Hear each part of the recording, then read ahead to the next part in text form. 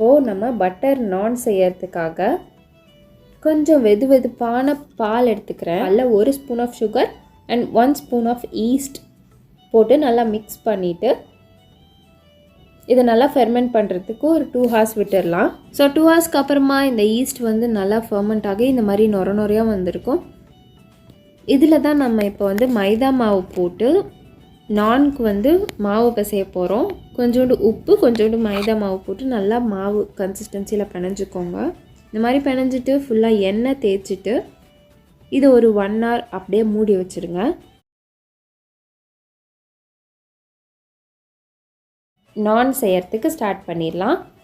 நம்ம வந்து இந்த மாதிரி மாவு பிசைஞ்சு வச்சோம் இல்லையா, அது இந்த மாதிரி நல்லா டபுள் சைஸில் இருக்கும். இப்போ வந்து அதை குட்டி குட்டி ரவுண்டாக்கி உங்களுக்கு தேவையான ஷேப்ஸில் வந்து நீங்கள் உருட்டிக்கலாம். நான் இன்றைக்கி வந்து ஒரு ஓவல் ஷேப்பில் உருட்டிகிட்ருக்கோம் நாங்கள்.